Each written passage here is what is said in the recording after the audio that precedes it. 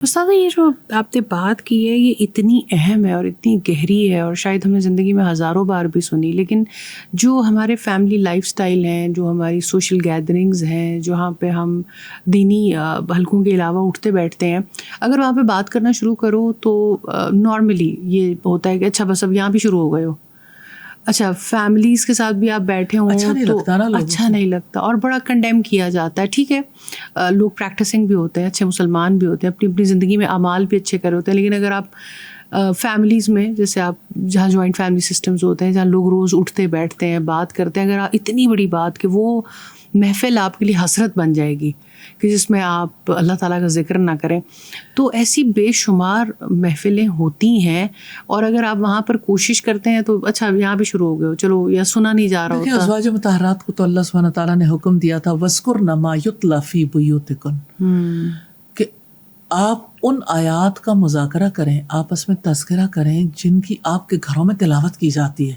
اللہ اکبر. تو آپس کی گفتگو میں ان چیزوں کو لے کے آئیں، آپ رسول اللہ کی حیات کو لے کے آئیں، ازواج مطہرات کو، اصحاب رسول کو.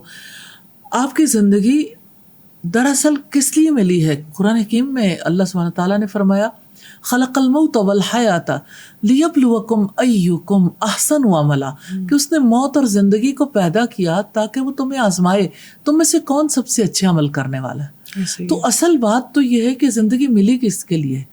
احسن عمل کے لیے یا اس اعمال میں سب سے نچلے درجے پہ جانے کے لیے؟ تو زندگی میں فیصلہ تو ایک نشست سے بھی ہو جاتا ہے کہ انسان جو ہے اس کی زندگی میں امپورٹنٹ کون ہے. تو اللہ سبحانہ تعالیٰ کو سب سے امپورٹنٹ بنائیے اپنے زندگی میں، کیونکہ اس کی یادوں کے ساتھ آپ کی زندگی کا حسن ممکن ہے، بصورت دیگر وہ حسن حاصل نہیں ہو سکتا. حج کا ذکر سے بڑا اہم تعلق ہے، کیونکہ حج میں ہر موقع پہ اذکار ہی تو کرنے ہوتے ہیں، ہر موقع پر اللہ سبحانہ تعالیٰ کو یاد کرنا ہوتا ہے. آپ احرام باندھتے ہیں، فوراً تلبیہ کہنا، اللہ سبحانہ تعالیٰ کا ذکر ہے. آپ نیت کرتے ہیں، اللہ سبحانہ تعالیٰ کا ذکر کرتے ہیں. آپ ٹریول کرتے ہیں، ٹریول کرنے کے لیے دعائیں کرتے ہیں، اللہ سبحانہ تعالیٰ کا ذکر ہے. آپ کانشیس ہوتے ہیں، آپ جب جاتے ہیں، ذکر کی بہترین صورت نماز ہے، نمازوں کی ادائیگی کے لیے کانشیس ہوتے ہیں. آپ تلاوت، اللہ سبحانہ تعالیٰ کا قرآن ہے جس کی تلاوت کرتے ہیں، جس کو اللہ تعالیٰ نے ذکر قرار دیا، اِنَّا نَحْنُ نَزَّلْنَا الذِّكْرَ وَإِنَّا لَهُ لَحَافِظُونَ، بے شک ہم نے اس ذکر کو نازل کیا، ہم اس کی حفاظت کرنے والے. پھر مختلف مقامات کے اذکار ہیں، تو حج میں ذکر کرنے کا بہت موقع ملتا ہے. لیکن اصل بات یہ ہے کہ اذکار کیا اسی حج کے ساتھ لمیٹڈ رہیں گے یا بعد والی زندگی کے لیے بھی؟ اور پھر یہ کہ ذکر کی ایک صورت ہے قولی ذکر، ایک ہے دل کا ذکر، ایک ہے آپ کی اعضاء کا ذکر. لیکن مجھے ایسے فیل ہوتا ہے جیسے ہمارے اسلاف نے 7 قسم کے اذکار بتائے ہیں کہ آپ کی آنکھ بھی ذکر کرتی ہے جس وقت آنکھ آنسو بہاتی ہے، آپ کی زبان جب ذکر کرتی ہے وہ تو ذکر کرتی ہے، آپ کے کان ذکر کرتے ہیں جب آپ اللہ سبحانہ تعالیٰ کی باتیں سنتے ہو. اور وہ جیسے ابھی آپ کہہ رہی تھیں کہ باتیں جب اللہ تعالیٰ کی کرنے لگو تو لوگ جو ہیں وہ یہ کہتے ہیں کہ ہر وقت ایک ہی بات تو نہیں کرنی. تو اس کا مطلب ہے کہ کانوں کا ذکر کئی لوگوں کے لیے ایکسیپٹیبل نہیں ہوتا. وی ہیو ٹو تھنک، ہمیں ضرور دیکھنا چاہیے کہ وہ چیزیں دل پر اثر انداز کیوں نہیں ہوتی، تو دل کی سختی کی وجہ سے.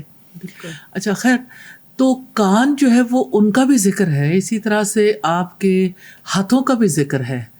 آپ جب ہاتھوں سے اللہ سبحانہ تعالیٰ کے لیے کوئی بھی کام کرتے ہیں، آپ اپنی گیجٹس کو جب یوز کرتے ہیں اللہ تعالیٰ کے لیے، آپ جس وقت ہاتھوں سے کوئی چیز پکڑتے ہیں، آپ جب ہاتھوں سے کسی خراب چیز کو ریموو کرتے ہیں، اسی طرح سے آپ پاؤں سے چل کے جاتے ہیں، یہ پاؤں کا ذکر ہے. اسی طرح سے آپ جس وقت یعنی اپنے بدن سے کوئی بھی کام کرتے ہیں تو یہ بدنی ذکر، تو آپ کو ہر طرح کا ذکر کرنے کی ضرورت ہوتی ہے. تو آپ کی یعنی کلی طور پر آپ کی زندگی ذکر والی زندگی بن جائے. بس بہت مارجن ہوتا ہے کہ ہر اینگل سے آپ کا تو ایک لمحہ بھی پھر ضائع نہ ہو اگر آپ نے اتنے ٹارگیٹ سیٹ کیے ہوں. دیکھیں یہ جیسے لوگوں کی زندگی میں ایسے مواقع آتے ہیں جب وہ بہت زیادہ یعنی یادوں کے حصار میں ہوتے ہیں اللہ سبحانہ تعالیٰ کے علاوہ. جیسے آپ دیکھیں کسی لڑکی کی شادی ہوتی ہے تو جب نئے شادی کے بعد کے دن ہوتے ہیں تو وہ ہر وقت انہیں یادوں میں رہتی ہے اور اسی کے ساتھ آگے بڑھتی ہے. خاص طور پر منگنی کے بعد سے لے کے شادی اور پھر اس کے بعد کا جو سلسلہ ہے, بچے کی آمد پر ذکر کی صورت ذرا تھوڑا سا بدل جاتی ہے اور تذکرہ بچے کا زیادہ ہونے لگتا ہے. تو ہم اپنی پریکٹیکل لائف میں بھی دیکھتے ہیں کہ کس طرح سے یادوں کے ساتھ جینا کیا ہوتا ہے. تو اللہ سبحانہ تعالیٰ چاہتے ہیں کہ اللہ رب العزت کو ٹاپ پریورٹی پہ رکھیں, کیونکہ اسی کے ساتھ آپ کی زندگی بہتر گزر سکتی ہے. آپ جو کہتے ہیں بسم اللہ ہر کام کے آغاز میں, الحمدللہ ہر کام کے اختتام پہ, انشاءاللہ کسی کام کا آغاز کرتے ہوئے ذکر تو یہ بھی ہے, یاد تو یہ بھی ہے, لیکن اصل میں بات یہ ہے کہ جو زبان پر ہے اس کے ساتھ آپ کا دل بھی اس کی رفاقت اختیار کرے.